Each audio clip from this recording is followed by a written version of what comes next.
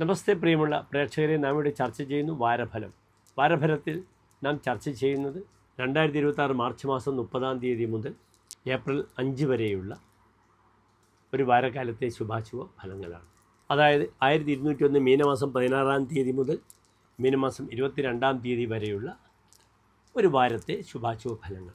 ഇവിടെ നാം വാരഫലം ചർച്ച ചെയ്യുമ്പോൾ ഇന്നത്തെ ഗ്രഹസ്ഥിതി ശ്രദ്ധിക്കുക. മേടൻ രാശിയിൽ ശുക്രനാണ്, മിഥുനത്തിൽ വ്യാഴം, ചിങ്ങത്തിൽ മകൻ നക്ഷത്രത്തിലാണ് നാം വാരഫലം ഇവിടെ പ്രവചിക്കുന്നത്. അതിനാൽ ചിങ്ങത്തിൽ ചന്ദ്രനും കേതുവും, കുംഭത്തിൽ ചൊവ്വയും ബുധനും രാഹുവും, മീനത്തിൽ ആദിത്യനും ശനിയും. ഒരുപാട് പ്രേക്ഷകർ ശ്രദ്ധിക്കുക. മേടൻ രാശി മുതൽ മീനം വരെയുള്ള 12 രാശിക്കാരുടെ ശുഭാശുഭ ഫലങ്ങളാണ് നാം ചർച്ച ചെയ്യുന്നത്.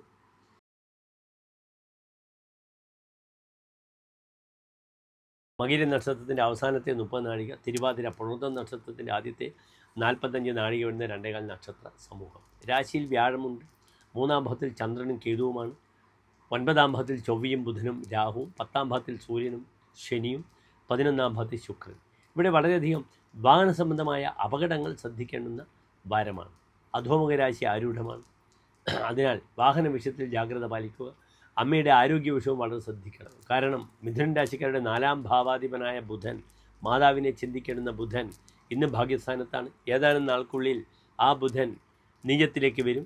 10-ാം ഭാവത്തിൽ സൂര്യൻ ഉണ്ടാകുമ്പോൾ തന്നെ ജനന്യസ്ഥത യാതനാം ആദനോതി, അമ്മയ്ക്ക് യാതനകൾ, ബുദ്ധിമുട്ടുകൾ, ശാരീരികമായ ക്ലേശങ്ങൾ വരുമെന്ന് പറഞ്ഞിട്ടുണ്ട്.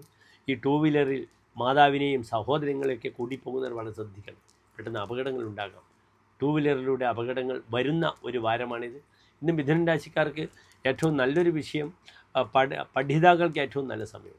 പഠനം ഉദ്ദേശിക്കുന്നവർക്ക് പഠന വിഷയത്തിൽ യാത്ര ചെയ്യാം. സന്താനങ്ങൾക്ക് വളരെയധികം പഠന വിഷയത്തിലേക്ക് നല്ല മാറ്റങ്ങൾ ഈ മിഥുന രാശിക്കാർക്ക് ഈ ഒരു വാരത്തുണ്ടാകും.